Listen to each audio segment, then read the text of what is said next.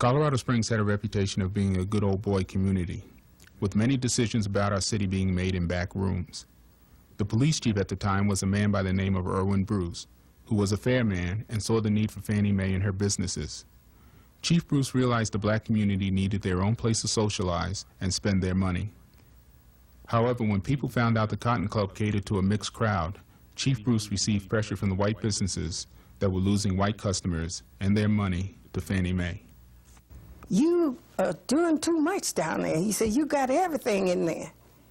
And I looked at him and I said, what do you mean I got everything in there? He said, you got white people, you got Mexicans, you got black people, you got everything in the rainbow in there.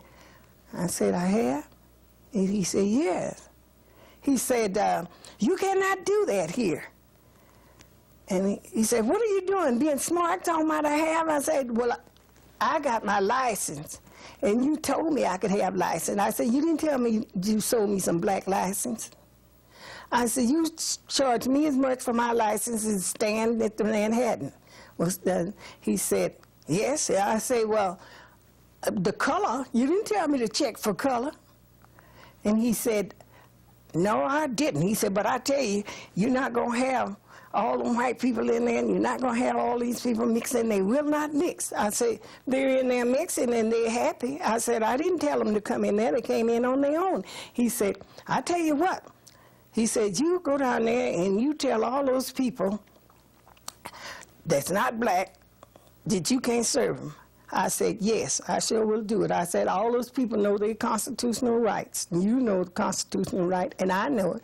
So I said, I sure will go down there if you will stand it. If some of them sue me for refusing to serve them because of their color, will you stand behind it? Yes, I'll stand behind it.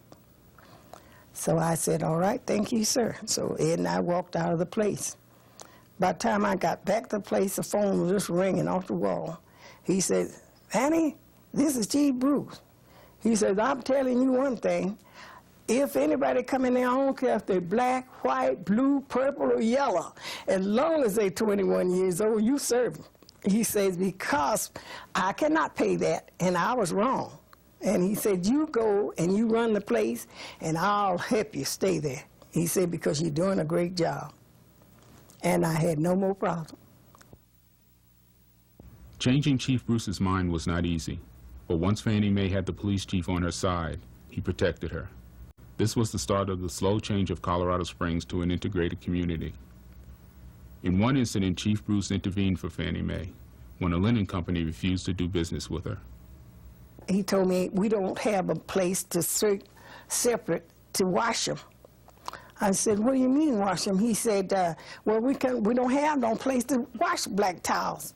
I said, they working in all the other places. They working in the kitchen. I said, those towels you wash in any place around here, the help in the kitchen is black. He said, that's right, isn't it? And he said, but I had orders from the boss not to serve you. I said, all right. I left right out of that place and went down to the jailhouse looking for Chief Bruce.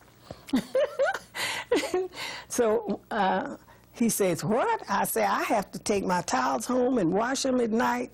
And then I said, it's hard on me. And I was losing weight because I was working round the clock. So he said, that's not going to happen. He said, you can get as many towels you want, many aprons you want, many caps as you want. He says, you get on back over there. He called him up and he says, if you want to stay in business, you give her what she asked for. And I mean now.